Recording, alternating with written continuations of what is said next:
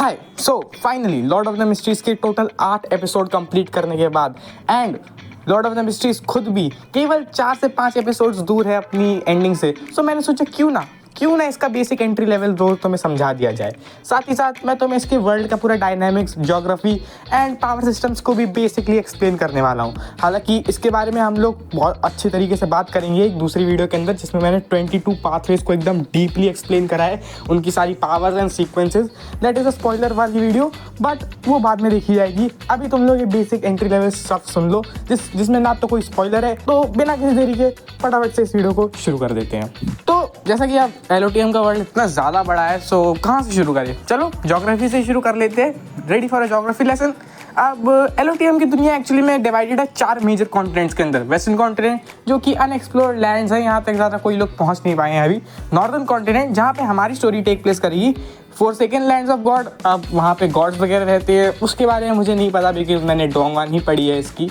And last में आता है सदर्न कॉन्टिनेंट्स जो कि मोस्टली इनहेबिटेबल जंगल्स और रूइन से भरा हुआ है। अब आगे सीरीज के अंदर हम लोग यहाँ भी जाएंगे, यहाँ पे रूइंस वगैरह एक्सप्लोर करे जाएंगे, यहाँ का भी लोर थोड़ा एक्सपैंड होगा। इसके अलावा हमें काफ़ी सारी सीज एंड ओशंस के बारे में भी देखने को मिलता है, जैसे कि नॉर्दर्न किंगडम से फोरसेकन लैंड्स की तरफ जाती है सोनिया सी, जो कि मोनली ट्रेड और उन सब चीज़ों के लिए यूज़ होती है। इसके अलावा बजर्स की बिल्कुल ही वन पीस की तरह बजर्क है, जिसके अंदर मॉन्स्टर्स वगैरह भरे पड़े हैं। फॉक्स सी बेसिकली ऐसी जगह है, मतलब तुम इसे काइंड ऑफ बर्म्यूडा ट्रायंगल की तरह समझ सकते हो। एकदम घने बादल, मतलब फॉग से घिरा हुआ है एंड यहाँ कोई भी जाता है तो वो गायब भी हो जाता है। ये भी एक बहुत बड़ा रीज़न है कि वेस्टर्न कॉन्टिनेंट को आज तक कोई एक्सप्लोर नहीं कर पाया है शायद से।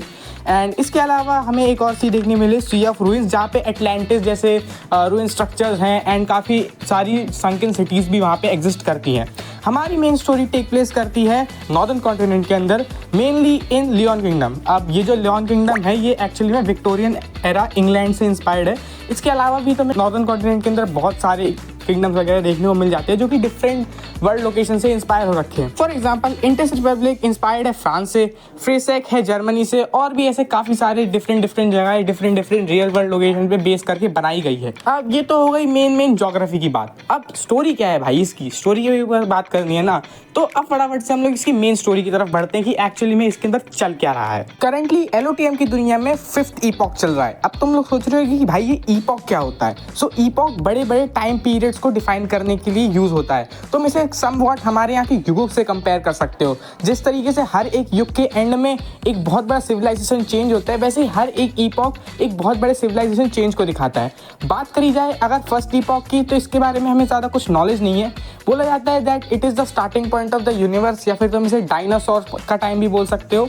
सेकेंड ईपॉक की बात करें तो सेकेंड ईपॉक है एज ऑफ माइथोलॉजी, जहाँ पर गॉड्स ओपनली एग्जिस्ट किया करते थे एंड बहुत ही ज़्यादा डिविनिटी होती थी। थर्ड ईपॉक की बात करें तो वो था बियॉन्डर्स एंड मैजिशियंस का टाइम, जहाँ पे ह्यूमंस के पास गॉड लाइक पावर्स होती थी एंड वो मोस्ट पावरफुल गॉड्स को भी राइवल कर सकते थे। तो मैं इसे समवॉट महाभारत के टाइम की तरह समझ सकते हो, जहाँ पे इंसानों के पास ही भगवान जैसी पावर्स होती थी। फोर्थ ईपॉक के अंदर बहुत सारे फ्यूडल किंगडम्स उभर के आए, बहुत सारे चर्चेस बन गए, सीक्रेट सोसाइटीज और कल्ट्स का क्रिएशन हो गया एंड इन सब ने फोर्थ ईपॉक के ऊपर राज किया।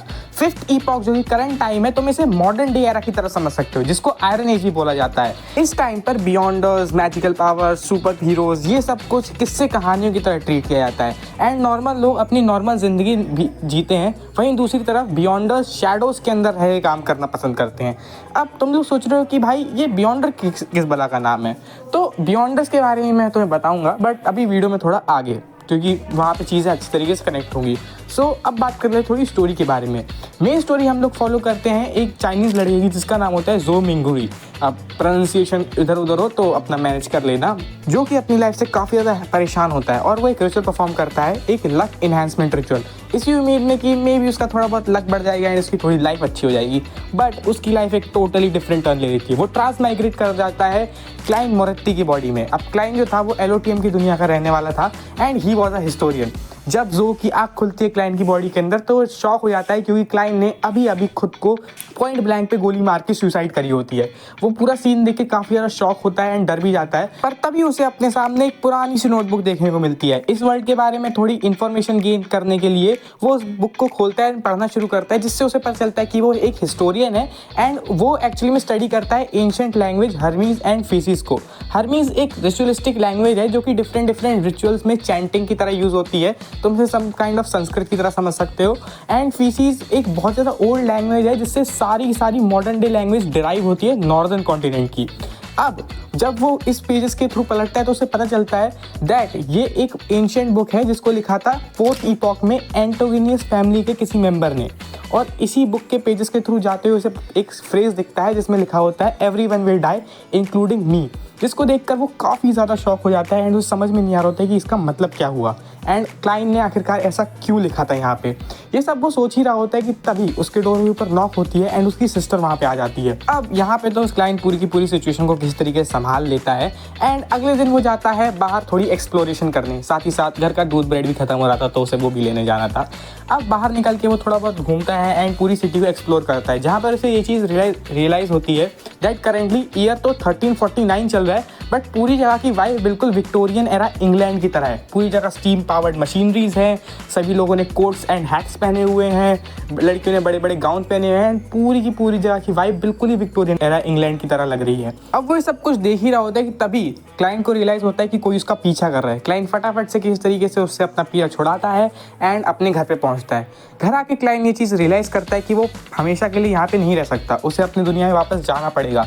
तो क्लाइंट वही करता है जो कोई भी करेगा, वो फिर से उसी रिचुअल को परफॉर्म करने की कोशिश करता है इसी उम्मीद में कि मे बी वो अपने वर्ल्ड के अंदर वापस रिटर्न कर जाएगा। वो उस रिचुअल को फिर से परफॉर्म करता है बट वो अपने वर्ल्ड में तो वापस ट्रांसमाइग्रेट नहीं करता, बल्कि वो एक बिल्कुल ही डिफरेंट जगह पे आ जाता है जिसे कहते हैं ग्रे फॉग। अब ग्रे फॉग कोई एग्जिस्टेंशियल प्लेन पे नहीं है, ये कोई फिजिकल जगह नहीं है, ये एक स्पिरिचुअल मैनिफेस्टेशन है क्लाइंट की ही अपनी दिमाग का। मे बी इसके बारे में मैं पूरी एक डेडिकेटेड वीडियो ज़रूर बनाऊंगा क्योंकि मुझे भी अभी ग्रे फॉग के बारे में उतनी ज़्यादा नॉलेज नहीं है। और यहाँ पे पहुंचे क्लाइंट 2 लोगों को गलती से इन्वाइट भी कर लेता है। पहले तो उसे समझ में नहीं आ रहा होता है कि उसने कैसे किया, बट थोड़ी देर में उसे रियलाइज़ हो जाता है कि हाँ, यहाँ पे मैं जो भी सोचूंगा वो सब हो रहा है। तो फटाफट से एक बहुत बड़ा पत्थरों से महल क्रिएट कर देता है एंड सबके सामने एक टेबल सजा देता है। इस तरीके से दिखाता है दैट वो कोई बहुत बड़ा गॉड है एंड उसे सब चीज़ों के बारे में नॉलेज है एंड यहाँ पर वो उन दोनों लोगों से किस तरीके से बातें उगलवाने की कोशिश करता है ताकि उसका इन्फॉर्मेशन बने और उसे इस वर्ल्ड के बारे में और चीज़ें पता लगे। अब इन दोनों कैरेक्टर्स के बारे में मैं उसी ग्रे फॉग वाली वीडियो के अंदर बताऊंगा बिकॉज तुम वैसे अभी एपिसोड में देखोगे तभी तुम्हें ज़्यादा अच्छा लगेगा। खैर अभी बात करें तो यहाँ पे वो लोग थोड़ी बहुत इन्फॉर्मेशन एक दूसरे से शेयर करते हैं और ताकि वो लोग एक दूसरे से मिलते रहे एंड कंटिन्यूस इन्फॉर्मेशन का फ्लो बना रहे, वो लोग एक टाइम सेट कर देते हैं। हर मंडे को 3 बजे वो लोग यहाँ पे मिलेंगे एंड अपनी इन्फॉर्मेशन शेयर करेंगे। अब जैसे ही क्लाइंट अपनी स्टेट से उठता है उसके दरवाजे पे नाइट हॉक्स आ जाते हैं। अब नाइट हॉक्स को तुम एक सीक्रेट पुलिस की तरह समझ सकते हो जो कि सुपरनैचुरल मर्डर्स, अकल्ट्स और ऐसी चीज़ों के ऊपर इन्वेस्टिगेशन करती है एंड देखती है कि कहीं कोई बियॉन्डर कुछ उल्टी सीधी हरकत तो नहीं कर रहा है, लाइक किलिंग पीपल और गोइंग रोग, और अगर ऐसा कोई कर रहा होता है तो वो उसके ऊपर स्टॉप लगाते हैं। अब ये लोग यहाँ पे एक इन्वेस्टिगेशन के लिए आए होते हैं जहाँ पे उनको कुछ मर्डर्स की लिंक क्लाइंट से होते हुए दिख रही होती है एंड उनके पास काफ़ी सॉलिड प्रूफ होता है कि अगला नंबर क्लाइंट का ही है मरने का। अब यहाँ पे जो नाइट हॉक्स होते हैं ये एक्चुअली में एवर नाइट गॉडेस के चर्च को बिलोंग करते होते हैं। अब मैं तुम्हें यहाँ से बियॉन्डर्स एंड पूरी की पूरी इसका पावर सिस्टम समझाऊंगा, बट उससे पहले तुम्हें गॉड्स के बारे में समझना पड़ेगा। LOTM की दुनिया के अंदर एंड स्पेसिफिकली नॉर्दर्न कॉन्टिनेंट के अंदर टोटल 5 चर्चेज मेन है पावर के अंदर, जो कि हैं earth mother, lord of the storms, lord of steam and machinery, lord of knowledge and wisdom and ever night goddess. इन पांचों के पांचों चर्चेस के पास अपने अपने डिफरेंट बियॉन्डर्स होते हैं जो कि डिफरेंट पाथवेज में एक्सेल करते हैं। अब बियॉन्डर्स क्या होते हैं? बियॉन्डर्स बेसिकली ऐसे ह्यूमंस को तुम समझ सकते हो जिनके पास सुपरनैचुरल पावर्स होती हैं। बेसिकली तो मैंने जुजुत्सु सॉर्सरर्स की तरह देख सकते हो या फिर हैरी पॉटर के विजर्ड्स की तरह, बस ये थोड़े से ज़्यादा फैंसी हैं और थोड़ा और भी ज़्यादा हिडन में रह के काम करना पसंद करते हैं। अब बात आती है कि बियॉन्डर्स बना कैसे जाता है और बियॉन्डर्स की पावर्स एक्चुअली में डिटरमाइन कैसे होती है। तो बियॉन्डर बना और उनकी पावर्स डिटरमाइन होती है पाथवेज के थ्रू।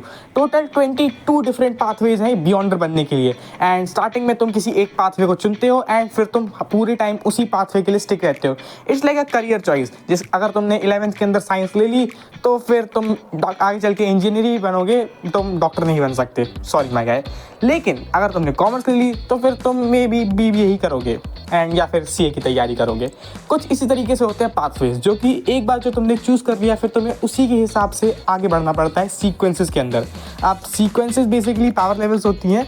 सबसे जो लोएस्ट होती है वो नंबर 9 की होती है एंड सबसे हाईएस्ट होती है वो नंबर 0 की होती है। अब ये सीक्वेंसेस पोर्शंस के फॉर्म में डिटरमाइन करी जाती है। So there is a number 9 portion and there is a number 0 portion. हर पोर्शन लेने के साथ आपके अंदर एक डिवाइन कैरेक्टरिस्टिक्स को इंजेक्ट किया जाता है। तुम ऐसा समझ सकते हो कि तुम्हारी पर्सनैलिटी के अंदर किसी और की पर्सनैलिटी इंजेक्ट करी जा रही है एक पोर्शन के थ्रू। सो जब वो डिवाइन कैरेक्टरिस्टिक तुम्हारे अंदर आता है ना, तो तुम्हारा सर भन्ना जाता है। अब काफ़ी सारे बियॉन्डर्स तो इसी प्रोसेस के झेल नहीं पाते हैं एंड वो लूनेटिक हो जाते हैं एंड रोग चले जाते हैं। इसी सब को मैनेज करने के लिए नाइट हॉक्स का जन्म हुआ था कि हाँ, ऐसे लोग के ऊपर हम लोग एक तरीके से चेन बांध के रखेंगे कि हाँ, ये लोग कहीं रोग होकर सब कुछ तबाही ना कर दें। बट इससे बचने का एक तरीका होता है जिसको कहते हैं दी एक्टिंग मेथड। अब जिस भी सीक्वेंस का पोर्शन आपने लिया है उसके पर्सनैलिटी के हिसाब से आपको तब तक एक्टिंग करती रहनी पड़ेगी जब तक वो पोर्शन आपकी बॉडी में प्रॉपरली मिक्स ना हो जाए और आप उस डिवाइन कैरेक्टरिस्टिक्स को अच्छी तरीके से अपना नहीं लेते। ये मेथड एक्चुअली में क्रिएट किया गया था किंग रोजेल के द्वारा। और एक्चुअली में तुम्हें एक नेटपिक बताता हूँ जो कि तुम्हें सीरीज देखने में पता चल जाएगी कि एक्चुअली में किंग रोजेल भी चाइना से ही ट्रांसमाइग्रेट हुआ था जस्ट लाइक जो। तो ही इज वेरी सिमिलर और उसी ने आयरन एज की भी नींव रखी है। सीरीज में स्टार्टिंग में इसको 2 एपिसोड्स के अंदर काफी बार हिंट करा गया था और he is actually a big deal, तुम ये समझ लो स्टार्ट है। एंड मे बी आगे चल के इसका बहुत बड़ा रोल आएगा। मैंने अभी जैसे मैंने कहा डोंगा नहीं पढ़ी है तो मुझे नहीं पता कि आगे क्या होता है। तो बेसिकली तुम एक्टिंग मेथड की मदद से अपने आप को संभाल सकते हो। अब नाइट हॉक्स के जो मेंबर क्लाइंट के पास आए थे वो एक्चुअली में स्लीपलेस पाथवे के बियॉन्डर्स थे, तो उन्हें नींद की ज़्यादा ज़रूरत नहीं पड़ती, प्लस रात में उनकी पावर्स एम्पलीफाई और हो जाती है। आगे के सीक्वेंसेस में ये एक्चुअली में घोस्ट एंड स्पिरिट से मीडियम भी बना सकते हैं एंड साथ ही साथ लोगों की ड्रीम्स के अंदर झांक के भी दे सकते हैं जिसकी वजह से वो उन्हें टॉर्चर कर सकते हैं उनकी ड्रीम्स के अंदर ही एंड सच भी उगलवा सकते हैं। हर चर्च के पास अपने डिफरेंट बियॉन्डर्स है जो कि डिफरेंट पाथवेज में एक्सेल करते हैं। जैसे कि एवरनाइट गॉडेस चर्च में seer pathway and sleepless pathway हैं। लॉर्ड ऑफ द स्टॉर्म्स के अंदर sailor pathway and sleepless pathway है। God of steam and machinery के अंदर arbiter and savant pathway है। God of knowledge and wisdom के अंदर reader pathway and scholar pathway है। अर्थ मदर के अंदर plant pathway and corpse collector pathway है। ये सारे चर्चेज इन डिफरेंट पाथवेज को एक्सेल करते हैं। बट इसके अलावा भी बहुत सारे पाथवेज हैं एंड सारे पाथवेज की पावर्स वगैरह मैं सब एक्सप्लेन करूंगा उस पाथवे वाली वीडियो के अंदर। थोड़ा सा वेट कर लो, उसके अंदर बहुत सारे पाथवेज अपन डिस्कस करेंगे। अब ये जो नाइट हॉक्स होते हैं ये क्लाइंट से सच उगलवाने की कोशिश करते हैं बट क्लाइंट इतना झांसे में नहीं पड़ता एंड क्लाइंट एक्चुअली में इनका ऑफर एक्सेप्ट कर लेता है of becoming a beyonder to protect himself and client choose करता है स्टीयर पाथवे। अब ये जो स्टीयर पाथवे है ना, ये एक्चुअली में लिंक होता है एंटोगनियस फैमिली से जिसकी बुक इस वक्त लाइन के पास है। अब अगर हम लोग स्टीयर पाथवे की पावर्स के बारे में बात करें ना, तो एक्चुअली में इसकी पावर काफी हद तक टाइम स्टोन से मैच करती है कि मतलब इस पाथवे के यूजर्स एक्चुअली फ्यूचर देख सकते हैं, लोगों के मूवमेंट ट्रेड कर सकते हैं, साथ ही साथ उनके दिमाग में क्या चल रहा है या फिर वो पर्सनैलिटी उनकी कैसी है उसके बारे में बहुत आराम से पता लगा सकते हैं। बेसिकली स्टीयर पाथवे के बंदा तुम्हें देख के बता देगा कि तुम्हारा नेक्स्ट मूव क्या है एंड तुम किस तरीके की पर्सन हो।